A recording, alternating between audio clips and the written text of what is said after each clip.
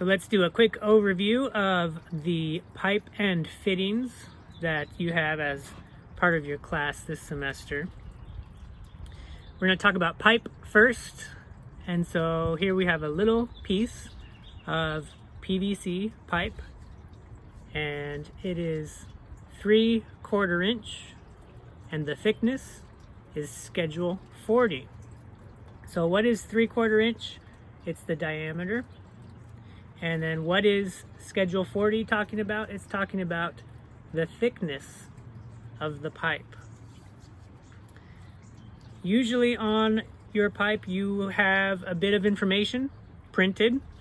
You should see where it's made, you need to see the dimensions, what it's made out of, and then you also see a pressure rating, 480 psi. This is the maximum pressure that this pipe can handle before it bursts. Usually you also see a date. When was it manufactured? And so when you are installing irrigation, it is a good idea, if you are laying the pipe in a trench underground, put this side up, put the information looking up, so that in the future when somebody digs this up, they can read it and they can see what it is. If you put this facing down, that's not good because nobody can read it anymore.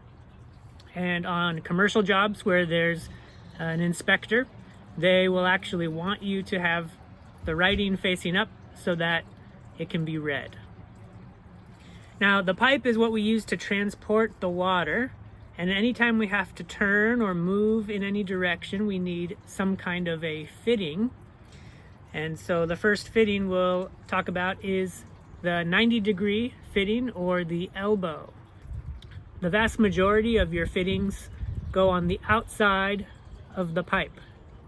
And be careful right now, before you are actually installing, don't dry fit this. Don't shove this in here, because this is made to be slightly oversized so that you get a nice tight fit. So if you compress it, the pipe is actually a little bit larger than the fitting.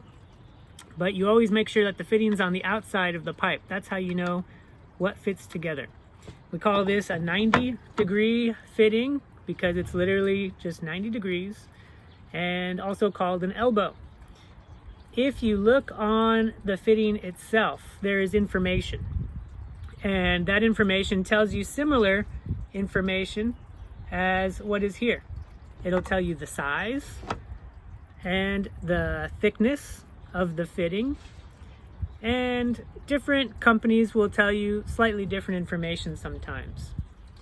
Now when you look inside this fitting, you should see that it's smooth on both of the inside parts of the pipe. This means it's meant to be solvent welded or glued to the pipe. You could also have threads in here, so that something would then need to be screwed in. And so whenever you have your different fittings, not only are you thinking about the size, the thickness, and the shape, you're also thinking about, what does this inside look like? Is it smooth or is it threaded? And if it's smooth, we call it slip, because it slips right on. If it's threaded, we just call that threaded. So here we have a 90-degree slip fitting. If you want the water to keep moving straight, but then also to branch off, then we have a T. The T is really versatile. You can use it in a lot of applications. You can use it to come up, you can use it to go to the side, and you can even put two of them together and now you've got kind of a cross scenario. And we have 3 openings, so we have 3 things to consider. We have slip on both of the larger openings, and then up here, if you look closely, this steps down in size and is a 1/2 inch opening, and there's threads. So this is kind of a unique fitting. And if you're going to be purchasing and building an irrigation system, you could think, oh, I just need a 3/4 inch T. But is it a slip T, a threaded T? Does it step down to 1/2 inch? All of those things are going to really have an impact on how possible it is to put this all together. Just in case you have extra pipe at the end, or you have something sticking up and you want to just cover it up, we have a cap. And again, these can be threaded or they can be slip. So the cap can go right on the end. Now here, this is a reducer. It is one of the few fittings that goes on the inside of the pipe. And the reducer is useful for going from a large pipe to a small pipe. So what that means is, on the large pipe, this goes on the inside, and then the small pipe goes inside of that, kind of in layers. So here we have a 1 inch to 3/4 inch reducer. Now when I do this, I'm pushing very lightly because I don't want to push that in prematurely. It'll be really hard to remove it later without the solvent weld. So we have 3/4 inch here. It goes to this reducer, which is going to bring it up to a 1 inch in size. So that's how you go from a small to a large pipe size. And you could even nest multiple reducers inside of themselves to step up more than one pipe size. And then finally here we have an adapter. And so this is a 1 inch adapter, and it's slip on this side, so it goes onto a 1 inch pipe. And on this side is threaded. And the threaded is useful for connecting to a different kind of pipe. So with any kind of threads, you could put a hose, you could put a metal pipe, or you could convert this to like a plastic drain pipe, or you can even use this to connect you to a valve. Now we don't put the glue or the solvent weld on these threads. The whole point is for it to be removable. But what we do to make sure it does not leak is we use pipe tape, Teflon tape.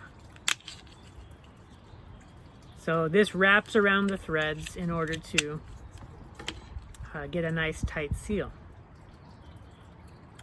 Now when you have a threaded fitting, there's actually an additional consideration to make, because this may be a Schedule 40 thickness of fitting. But when you look here, in order to cut the threads, they had to actually make less material, which is why oftentimes if you're using a threaded fitting, especially one that's under pressure, you could say, oh, you know, my Schedule 40 is good for 480 psi, but what about at the threads? The threads is less pipe, and so you may need to not use threads so you don't weaken your system, or you may need a thicker piece of pipe, which is what we have here. This is the dark gray pipe is typically Schedule 80, which is twice as thick as Schedule 40. So with Schedule 80 pipe, they can cut the thread in here, and what you're left with is a standard Schedule 40 thickness. And when it comes to attaching to valves, this is certainly the preferred method. And the last piece, which is not necessarily a standard piece for irrigation, although it has rapidly become common practice, is a piece like this, which is threaded and nests inside of itself. This is called a union, and the union is handy for being a reversible pipe. You can attach and reattach pieces. The pipe threads into both sides, and if you need to replace something, instead of needing to cut and reapply and run out of pipe, a union's very handy, especially in combination with a valve. You can get it all fixed and ready to go, and then drop in the valve. And if this ever breaks and needs to be replaced, you undo the union and you can replace it without needing to turn off an irrigation system or have to wait for the solvent weld to dry. So this union is now a best practice. It's recommended to use these in certain scenarios. But the downside, they're expensive. And the other downside is there's a lot of components. So the more parts you have, the more opportunity you have for failure. There's a little rubber O-ring which could potentially leak. And so there are some compromises in your system that you make when you use this. But for a maintenance application, this enables your replacement of a fitting that's of a component that's likely to fail over time. It makes this so much easier. And so usually it's worth the extra expense on this side, so you don't need to disrupt the irrigation system on the other. You are given another piece, this interesting piece here. This is called a swing joint, and they come in all different shapes and sizes. This one is made for you, although you can make these yourself out of your own fittings. Just kind of follow along with what we've got here. This is to put some flexibility into your system so that you don't have a break as easily. So when you have your pop-up attached to your pipe, if someone came along and kicked this, or if somebody had a vehicle and they ran over your pop-up, if that was just glued straight into your pipe, which is the old way we used to do it, it would cause a break.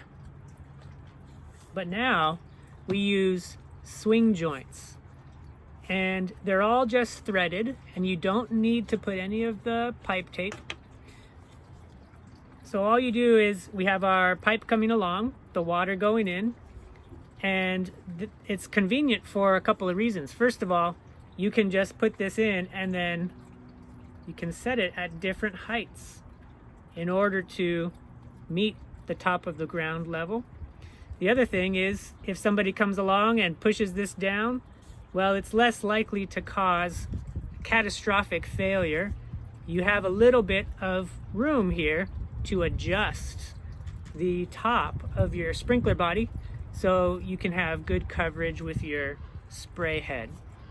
And so a swing joint is best practice as well. It's something you need to use. There are different sizes. Obviously this is a small one for a 1/2 inch application for a standard size pop-up, but they get larger as well, and you could even make them yourself out of the proper fittings. But if you're going to be installing any irrigation system, always put a swing joint between your pipe and your nozzle. So what we're going to have you do is do something similar to the integrated parts breakdown for the other irrigation components we're going to have you do. We want you to lay out all of these fittings on a piece of paper and then label them properly. And there's several things you need to label. You need to make sure you label the size. You need to label the thickness, and then you need to mention if it is slip or if it is thread. And follow along with the lecture notes in order to help you be accurate. And after this, you'll have a much better understanding of the names of the fittings and how they all work.